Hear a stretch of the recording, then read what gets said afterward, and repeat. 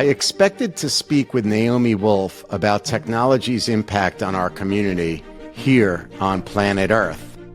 But our discussion evolved into something much more meaningful: God, Jesus, and all living things. I guess my question to you is, to start, did you find God? Well, I think God found me. Naomi Wolf was widely considered the preeminent feminist in the early 90s, and since then has radically changed her position in the community. So you believe that this guy is Jesus? There was no question that this guy was Jesus. Whether you believe Naomi met Jesus or not, it's irrelevant. Her spiritual message of kindness gives hope and even made me reconsider my own personal religion. Naomi, thank you so much for sharing this incredible story and for joining me on this episode of Some Future Day.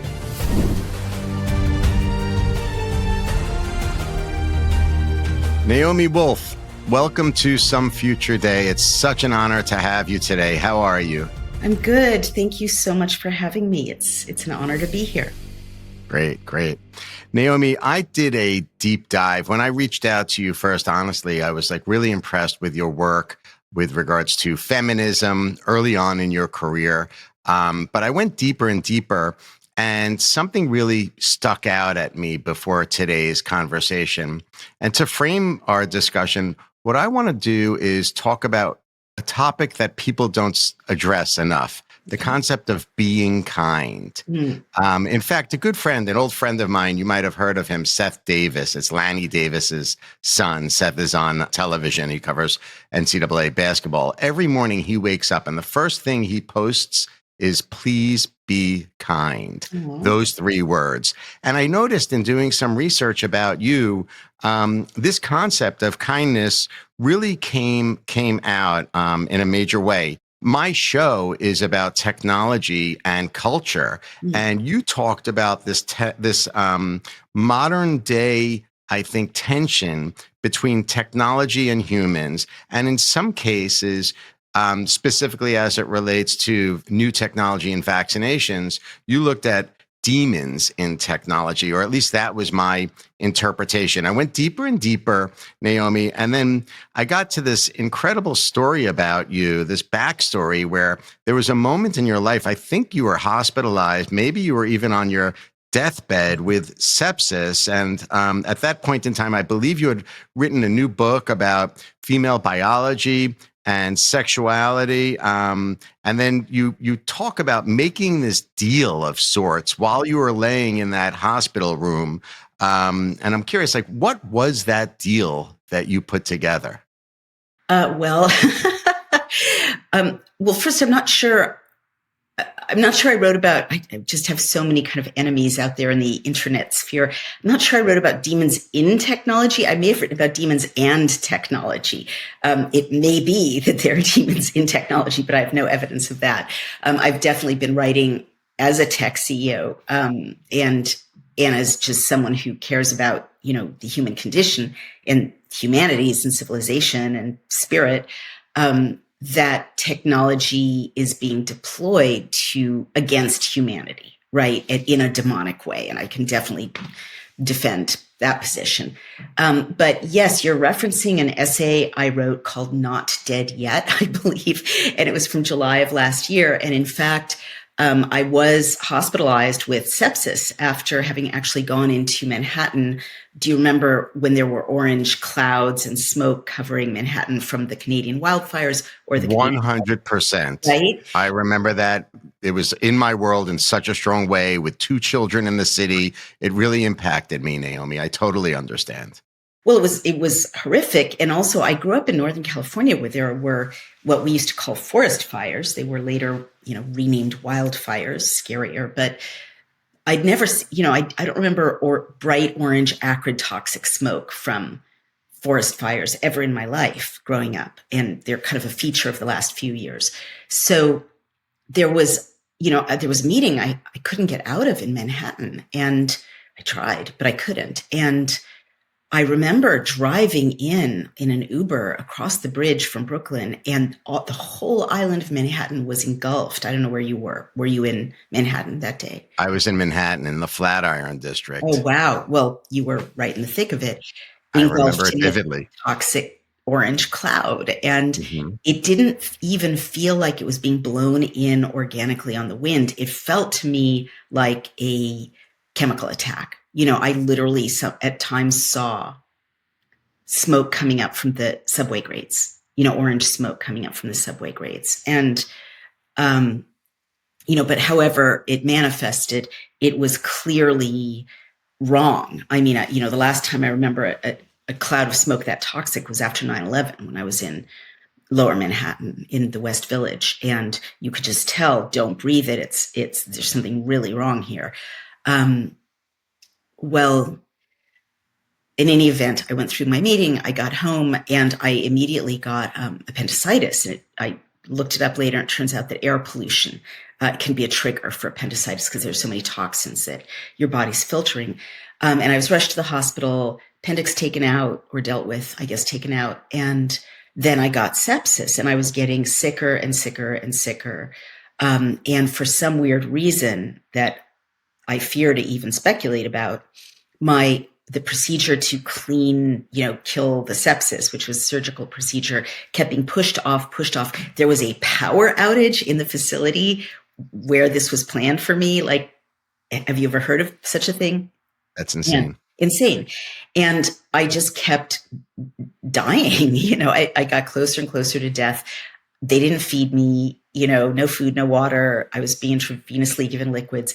Day 6 of this, and they said, oh, don't worry, if we can't get you your surgical procedure, we'll just intubate you. Like, okay, fine. So, luckily my No husband, need to worry. yes, right, no worries there. Don't worry.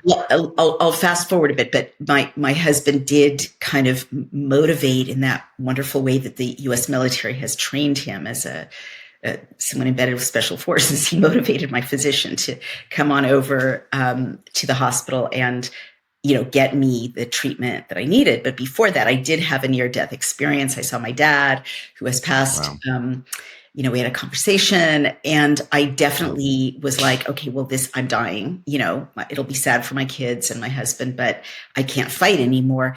And I did say to God, I did like offer a deal. If you let me live, I'll write all the things I'm scared to write that I've prevented myself from writing because I don't want to be made fun of or mocked. And I've been trying to do that. So I think there was one story that you wrote titled "The Thing I Feared Most to Write," which I found so interesting. Also, I have to tell you, I have to compliment you. Like, your choice of words is just gorgeous. You used 4 words in that story. I believe you used the words "little boats of truth." And I thought that was so interesting. It's such an interesting way of shaping up creatively a story that so many people might find difficult to believe. But essentially, like, you're laying in the hospital, you make this deal, and then you write this story about this experience that I believe you had in Oregon under hypnosis. And I guess my question to you is, to start, like, did you find God? Well, I think God found me. But look, I've always believed in God, because why? Because I think most children probably just start out seeing the, mystical, spiritual essence of the world before it's kind of beaten out of them, or before they're told, oh, you have to go through organized religion, which is like generally the least goddish thing humans can participate in, right? I've become convinced now that I'm reading the Geneva Bible and the Hebrew Bible that, which shows how mistranslated and far from the original text both most Christian and most modern Jewish practices are, that religion is kind of a substitute for a direct experience of God, or it's kind of there to, be a middleman, to not let you get too much God all by yourself. But I did, so I've always believed in God. I'm super Jewish. I still think I'm Jewish, but under hypnosis, I did walk into a room and encounter Jesus. like absolutely my cognitive mind was horrified because that is not the person I wanted to see, expected to see, super problematic for me on a conscious level. But my subconscious mind, or my kind of soul mind, was like, oh, there you are. So I got the sense from the story that you were kind of sending a signal to humanity saying there's an important part of our subconscious mind, right? Like how do we unlock that important part of our subconscious? Like throughout that story, and we'll get into it today, Naomi, you talk about, you just touched on it, like this friction, this tension between the ego and the id, the conscious and the subconscious, labels of religion versus being, doing, acting in a way that is more human. So talk a little bit about the importance of subconscious thinking and your subconscious mind, and how do we unlock that? Like you used hypnosis in that experience in Oregon, which was fascinating to me, that you went into such a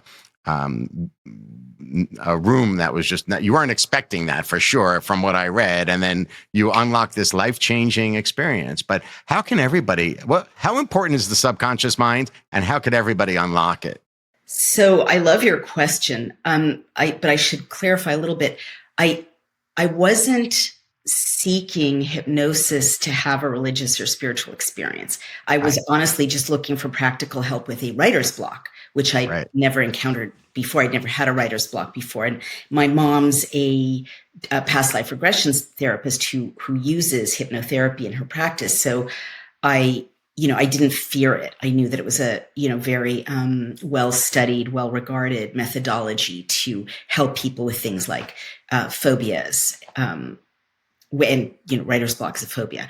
So I totally did not expect or anticipate, this encounter. I guess the other thing I just want to clarify, and it's so hard because language is so inadequate, right? But my experience, pardon me, of that room and that moment and that space and that encounter with that being, it wasn't like I'm unlocking my subconscious. It was like my subconscious, or this place in my non-conscious being, was the same dimension as the universe outside of myself. It was the same dimension as heaven. It was the same dimension. Like, in other words, what I experienced was that our materialist, kind of very reductive idea that we're living on a physical plane and there's heaven and there's our unconscious is quite wrong. And that there are parts of us that when we access them, just connect us with a dimension of God beyond, or, spiritual truths beyond, they're not in, they're not out, they're all around and they're in, right? That the way we think of kind of lateralness is not correct, right? So, and that's a very interesting idea, because I've become increasingly persuaded that right now on Earth, different people are living in different dimensions on the same planet, right? Because we're so clearly seeing populations that believe things that aren't true, that are fixed in their beliefs, that seem possessed by delusion, and other populations living on the same planet, that do see things accurately and see danger and can react normally, whatever. I mean, maybe it's all propaganda, but a friend of mine who's a spiritual practitioner suggested that, oh no, these are actually there are people living in multiple dimensions on one planet. And when you realize, as I experienced, that, there's no distinction between your dimension of consciousness and reality, right? That makes sense, right? We can be living on the same physical planet, but in different dimensions of consciousness, meaning different realities. So how do you access it? Well, so wait, I have a question just before you go there. So are you saying it's not really a subconscious experience? It's like a higher conscious experience, and all of these people that are walking around the world with us are living in different levels of consciousness, perhaps? Do I understand correctly? We're heading in the right direction, or the direction I'm trying to communicate. But I guess what I'd like to challenge, and it's human nature, especially Western nature, is to make a map that goes like this, like, Mm-hmm. oh, this was a higher consciousness and these people are at a lower consciousness. That was not my experience. Like, my experience was that space folds in and time folds in at a So certain. it's more of an ecosystem, like a circular type of concept. You have a very spatial imagination. What I'm really and this is very normal. Like, all of our teaching is that, everything can be mapped, right, in a spatial way. But I can't believe we're getting into this. But We're getting into it. okay, that's fine with me. Remember how much Jesus tried to talk about the kingdom of heaven, right? And the way he talked about the kingdom of heaven, and later theology, in my view, grossly misinterprets and misrepresents the kingdom of heaven as something in the future, or something that's going to come down from the sky when Jesus returns again, or something, unattainable to us that we can only get to through death or from him somewhere else, right? I've been reading the Hebrew Matthew, it's right here, in Hebrew, which could go back to a Hebrew version of the gospel from the first century. But even in translation, when Jesus talks about the kingdom of heaven, he's talking about a state of consciousness. And when he says in Hebrew, it's so mind blowing because he says, Malkut Hashamayim Karov. And what that means is the kingdom, Malkut Hashamayim, of the sky, right? It's not heaven, it's the sky. They're the same term. Karov, that's an adjective and a verb. I mean, Hebrew is amazing that way, but it means nears and is near, right? So he's really saying the kingdom of the sky is near. It's like right next to you. It could be inside of you, right? That's what he's saying in context. Like, when you act with love, when you align with, his teaching, his true teaching, not the theological teaching, which I believe came later, but, love and compassion and kindness and charity and justice, then you're living in the kingdom of heaven, right? And it's near. It's not far away. It's like it's between us. It's in us. We can make it here on earth by changing our consciousness. That's how I read what he was saying, and that was my experience. That I was in a dimension that was incredible, but it wasn't like below. It was within, but it was also accessible to everyone because we're in this giant sea of potentially incredible, beautiful, blissful, blessed dimensions if we change our minds. So when you talk about dimensions, you're talking about also light and sound and communication, Naomi? Well, now it gets really fun and tricky. I wasn't specifically because light and sound weren't part of what I was trying to describe there, which was just like there's a space in our hearts which connects to, is part of, continuous with the space of God, which is endless, and within which our three-dimensional world has set up home, but it's not the ultimate reality, right?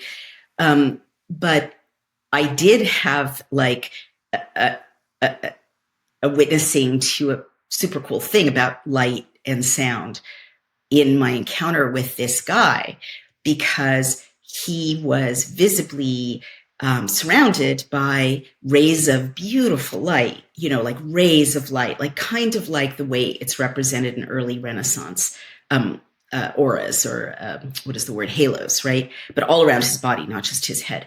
But also when he moved, like he moved his arm at one point, and the rays of light were three-dimensional. They came toward me. They were going up. They were just coming out of him three-dimensionally, holistically, in every direction. But also I recognized that they were on a spectrum of love and on a spectrum of sound. So yes, it is one spectrum, love and light and sound. I can't explain it, but that was what was given to me to understand. So you believe that this guy is Jesus? There was no question that this guy was Jesus. And you also, I found it very intriguing. You also spoke about this like mind to mind communication where you didn't have to speak to him verbally, right? There was no like overt speaking. It was a mind to mind type of communication. I thought that was very interesting. Can you talk about that as well? Sure. I mean, a lot of people who have, for lack of a better term, mystical experiences or, near death experiences, or see a, loved one in a dream who's passed on, or kind of in a vision even, will describe this kind of no need for verbal speech moving your face. It's just direct mind to mind communication. I, Right.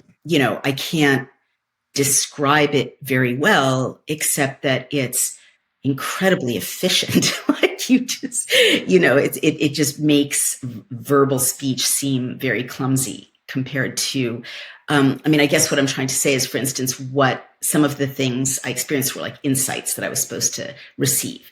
And Mhm. it wasn't like, oh, I learned or my brain processed or I absorbed. It was like, that's why I keep using language like I was given to receive, right? I'm not trying to claim I'm a, seer or a mystic or a visionary, anything like that. I think we all, this is just around the corner for everyone if we open ourselves up to that whole dimension we have from childhood. But it's more like ideas from this person you're communicating with kind of appear received in your mind, your consciousness, without verbal communication.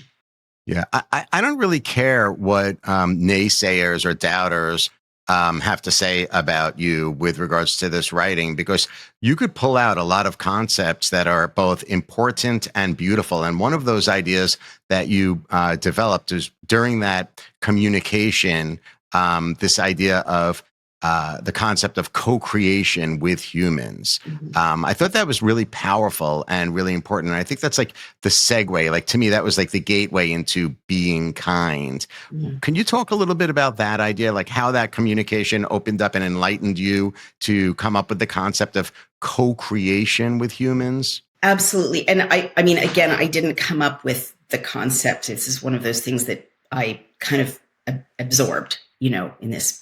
Yeah, you got to excuse me for I'm not sure how to articulate it personally. It's the first time I'm talking about these things, so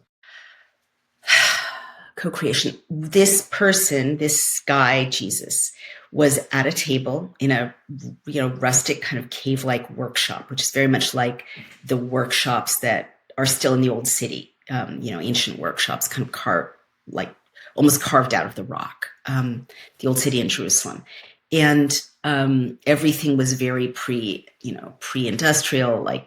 I mean, I noticed things like the table had no metal nails. It was held together through dowels, for example. And nothing was made with, things were made with hand hewn tools, right?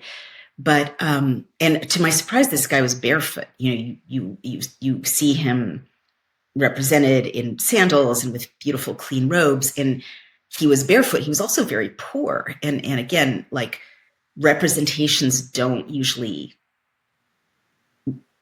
stress this or show it, but he was like, he was wearing like a burlap, practically kind of shirt or robe that didn't have hems. It was like trailing in the chest. I mean, I'm stressing this because there was such a sense of verisimilitude, right? That there were so many details that even my subconscious mind would not have come up with, because I just don't think about Jesus being poor, very much at all in my subconscious mind. But there were these very, very distinct, real seeming details, right? Like I wouldn't have thought he'd be barefoot. I wouldn't have thought his feet would be in dust. I wouldn't have thought that there. Anyway, just very vivid. But he was at one point showing me on his work table, that he was creating a beautiful glass, like eye, but I mean symbolic eye, right? And in the old city, still they make these beautiful blue glass. They're called hamsas, I think, against the evil eye. And but this was like a circular one, or not circular, globule, like a globe, like a little spherical. And it was beautiful. It was blue, but he said that the only way to like finished creating it was for humans and him to create it together, that it was an act of co-creation, and that the goal of it was to be part of our third eye, our consciousness, our higher consciousness. So basically he was showing me that his job, and this is how I experienced him, right, was as I was very worried about saying this in front of Christians, but no one seems very offended. I didn't feel that I was in the presence of God. I felt that I was in the presence of something of God, right? Like the metaphor I use in my essay is your mom's hug isn't your mom, but it's of your mom, right? I felt like I was in the presence of the way God is trying to talk to his humans, right? Trying to connect with his humans, trying to get aligned with his humans. And because we kept not getting it, right? We kept not understanding or choosing not to understand what God was asking, which is pretty simple, right? It's 10 commandments. It's not that complicated or difficult, but we wouldn't do it. We wouldn't do it. So finally he's like, okay, fine. I'll send this guy, right? So you can't miss it. And so back in that like workshop, this guy was indicating that this has to be an act of co-creation. It doesn't work if he does it by himself. It doesn't work if humans do it by themselves. We have to do it together. So what is it that the humans are supposed to co-create? Is that the kindness? You could say so. I mean, I think the whole thing is summed up in the phrase, the kingdom of heaven, right? You co-create a personhood of love and charity and kindness, then a family of charity and love and kindness, then a city of love and charity and kindness and justice, then a nation. I mean, I think that's the co-creation, as well as the, just the loving and aligning with God. I mean, reading the Hebrew Bible, and this wasn't really embedded in what I got from that moment, with this person I recognized in myself as Jesus, but like it's all like the perfection of the human project aligned with God isn't just, love and kindness and a just society. It's also like art and music and, all the ways that we praise and celebrate the human God intersection, right? Yeah.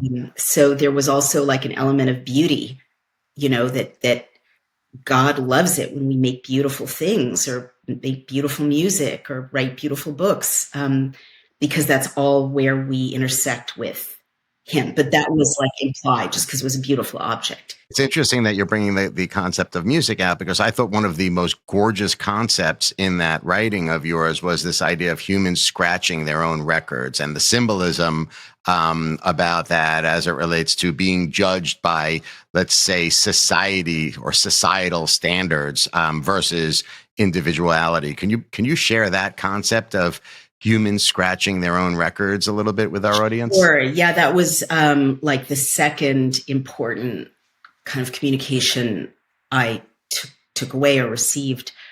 Basically, what I got in addition to the co-creation, communication, whatever message, was that there is, how can I put this? We wouldn't sin, and the word sin is also wrong because it's like, and in Hebrew it's the same, it's more like right? Make errors, right? Like miss the mark. We wouldn't go out of alignment with our path and with God and God's will and mess up if we understood how important we were to God. And most sin or error or messing up comes from our not believing we're important to God, or just not believing we're important. But what I saw was that, and it was literally the reference to a sparrow doesn't fall without my Father knowing, which I think is out of Matthew. Like, there's no such thing as cheating. There's no such thing as theft. There's no such thing as lying. There's no such thing as adultery, that doesn't get disclosed, because all of it is known, right? Like, God literally knows everything, and not in a punitive way, but like, why are you doing this? It doesn't go away. There are no secrets, right? But that what happens is we all have like a beautiful new record, vinyl record, right, with grooves, and there's music that we're supposed to manifest, right? But it manifests best when we're aligned with those grooves, which is God's will for us in our lives, helped by prayer and good actions and following the commandments and all those things. So when we do that, like when we cheat or lie or whatever, or are cruel, we scratch our own records, right, and make disharmonious music, and that creates a less blessed environment for us in our lives, right? And I'm not saying we get punished, but like we're creating our own conditions. And I can't answer, because I kind of asked this, like, what about, bad things happening to good people, right? That eternal question. Sure. And I didn't get the answer to that, except that kind of, and this always, even before this moment, like seemed compelling to me that, this Buddhist thing, there are two arrows. There's the arrow of unfortunate things that happen because who knows why, and making them worse by regret, hostility, guilt, bad behavior. And so we can't avoid, if we're going to kind of lose a child or a marriage isn't going to work or whatever, and that's in our music for our lives, that's going to happen. But we can, by being aligned with God and our higher purpose, go through that in as blessed a state as possible, bringing out the blessings of whatever we're supposed to learn from that. And we don't have to suffer additionally from bad decisions like theft, lying, cruelty, etc., which create bad conditions in our lives, attract bad things. So introspecting to like the individual's moral reality, right? Like how I'm interpreting bad things that I might do versus the way that God looks at it. Am I right in interpreting? I'm sorry, I don't understand the question. I guess my question to you really is it an analysis of the way I might look at my moral reality? Is the tension here that you're describing, like how I look at my morals, like what my moral reality is versus the way that religion or faith might actually interpret it? Because you're saying like essentially like God knows it all, right? Like it's already there. There's no lying, there's no cheating, there's no adultery because it's already there. It's baked in. Right. Well, there's no secret. There's no secret lying. You can't get away. Like people think, oh, I'll just steal this. I'll just cheat. I'll just lie. I'll get away with it. And there's no such thing as getting away with it. That's what I meant. Yeah. Right. It's interesting. So then you get into later on, like I realize we're pressed for time. So like, I just want to like skip to this concept of, where we are today with religion, because I feel like something you touched on earlier is really interesting. This concept of like symbols of religion, like whether or not today's interpretation of faith is really driving what Jesus had, perhaps hoped religion was, like this concept of like the banner of religion versus actually acting in a way that is kind. Well, that's the essence of everything. And so it goes back to the question you just asked me, which is, whose morality? And so definitely the takeaway from this encounter, as well as my reading of the Hebrew Bible, is that totally religion, Christianity and Judaism, in most of their manifestations, are not what he was getting at and not what Yahweh was getting at, right? And that, the morality is pretty simple. It's literally like 10 requests. It really is like, don't kill people, don't commit adultery, don't steal, like honor your father and mother. It really is simple. And Yeshua said over and over, I haven't come to replace the law. Basically, I'm just trying to distill it for you because you guys are going in the weeds and, forgetting that the essence of the law is very simple. Love one another and love your neighbor as yourself, and everything else flows from that, right? So totally. Okay, so the last, I guess, major thing in this experience of Yeshua that I had was, he sort of indicated stages of the cross behind him. And again, not literal, quite impressionistic, but visual. But they weren't the stages of the cross that we see in Western art of, Jesus' suffering on the way to be sacrificed as a crucified person. These are stages in his life of, feeding the hungry, healing the woman who touched his hem, helping the sick girl on her bed, like teaching people how to live in better alignment with God and love. And he said something very clearly, like, it's really sad that people keep pointing to my death, but they ignore my life. And like, I totally got the impression is too weak a word, but the sense, the understanding that most religion is a red herring, from Jesus's point of view, that it's a way to avoid these very simple things that both he and Yeshua, before him, asked us to do. We don't want to love each other. We just don't want to. We want to, and I can't hear you. We want to go to confession or go to Yom Kippur, make it, write a check to the synagogue. We will do anything rather than just love each other and tell the truth and not cheat and, be faithful. Like, we'll do literally anything to avoid it. So I definitely got the sense that he was indicating that, much of religion was very annoying to him and to God because it's people trying to avoid just doing what they very clearly asked us to do.